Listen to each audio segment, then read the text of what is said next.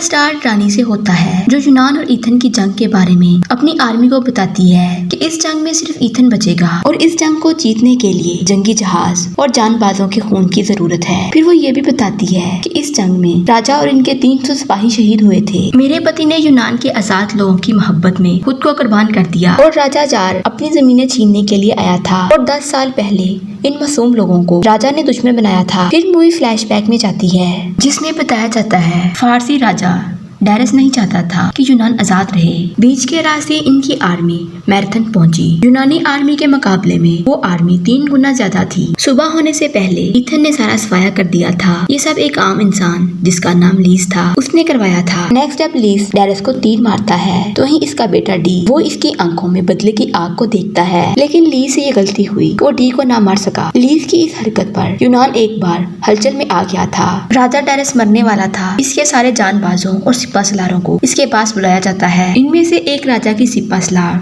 जो बहुत खूबसूरत और वफादार थी, उसका नाम सारा था। लेकिन वो जितनी ही खूबसूरत थी उससे ज्यादा वो संगदिल थी और राजा भी सबसे ज्यादा सारा को पसंद करता था, क्योंकि इसने बहुत सारी जंगों में राजा का साथ दिया था और राजा के साथ मिलकर जंग को फतह किया था। राजा ये बात जानता था इसमें सिपा सलार बनने वाली काबिलियत है, जबकि इसके बेटे डी में ये काबिलियत नहीं है। राजा डायरस मरने से पहले अपने बेटे डी से कहता है, तुम यूनान के लोगों को इनके हाल पर छोड़ दोगे। तभी सारा इसकी बॉडी में लगा हुआ तीर निकाल देती है और राजा मर जाता है।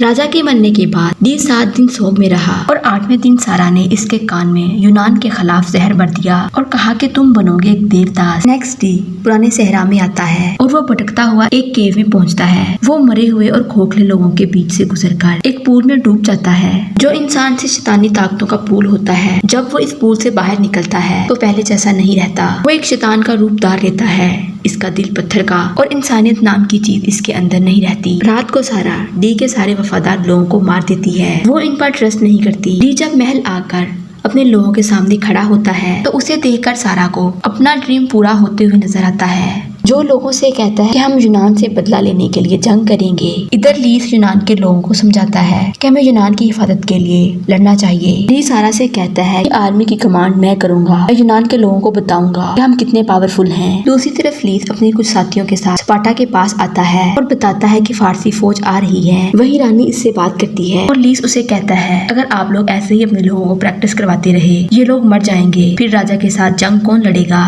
सारा एक यूनानी कैदी से बात करती है। वो इसकी फौज से कहता है कि तुम्हारी सिपा सलार एक यूनानी लेडी है, तुम फारसी मर्द होकर एक यूनानी लेडी का ऑर्डर कैसे मान सकते हो। ये बात सुनकर इसे गुस्सा आता है। वो इस कैदी को नाइफ से मार देती है और इसका सर तन से जुदा कर देती है और इसके सर को किस करके दूर फेंक देती है। फिर वो अपनी आर्मी को बताती है कि चंद घंटों बाद यूनान का खात्मा हो जाएगा। वहीं इसकी आर्मी में एक आदमी यूनान का होता है। सारा को इस पर शक होने लगता है, लेकिन वो इसके एक सिपाही को मारकर समंदर में कूद जाता है। इसकी आर्मी उस आदमी पर तीर बरसाती है। वही तूफान भी आने वाला था। फिर ये आकर लीस को बताता है कि सारा बदले की आग में जल रही है। लीस इन्हें सारा की स्टोरी बताता है। सुना है कि सारा की फैमिली को इसके सामने सिपाहियों ने मारा था और सारा ये खड़े देख रही होती है। फिर एक सिपाही इसे भी मारता है। एक फारसी आदमी इसे अपने पास रख लेता है। इस दिन सारा ने कसम खाई थी कि यूनान तब आएगी जब वो यूनान को खत्म कर देगी। फारस के उस आदमी ने इसे जंग की सारी तालीम दी और इसे एक आला किस्म का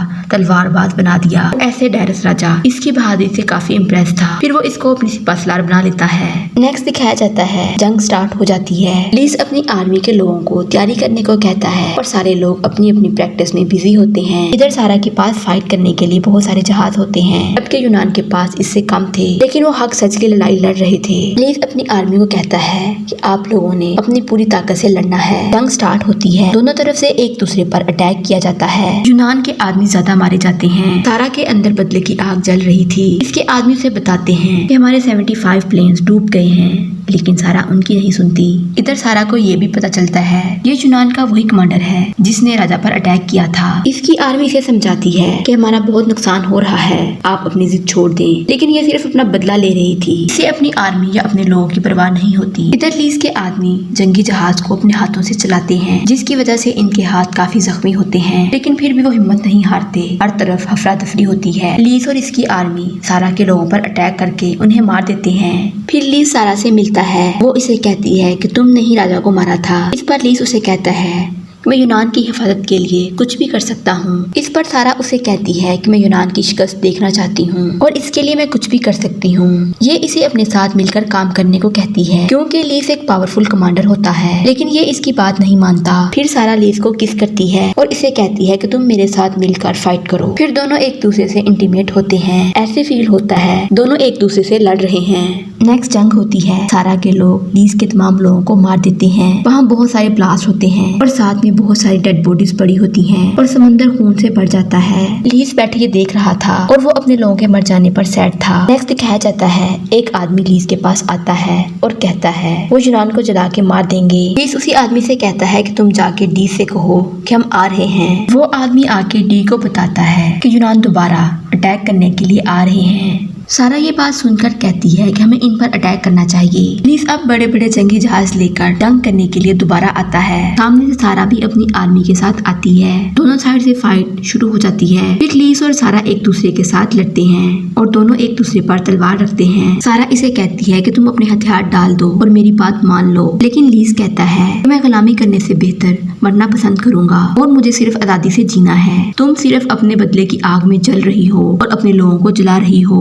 रानी भी अपनी आर्मी के साथ जंग में पहुंच जाती है और सारा शहर एक हो जाता है और सारा अकेले रह जाती है। इधर लीस इसे भागने को कहता है। वो इसे ये भी कहता है कि मैं एक औरत को मारना नहीं चाहता, लेकिन सारा इसकी एक नहीं सुनती और इस पर अटैक करने लगती है। ऐसे फील होता है कि सारा बदले की आग में अंधी हो चुकी थी। तो वहीं लीस अपनी तलवार से इसे मार देता है। ऐसे सारा अपने बदले की आग में जलकर खुद ही मारी जाती है और साथ में अपनी आर्मी को भी मरवा देती है और जीत यूनान की होती है जो आजादी और हक के लिए लड़ रहे थे। यूं मूवी का एंड हो जाता है। वीडियो अच्छी लगे चैनल को लाइक, शेयर और सब्सक्राइब जरूर करें।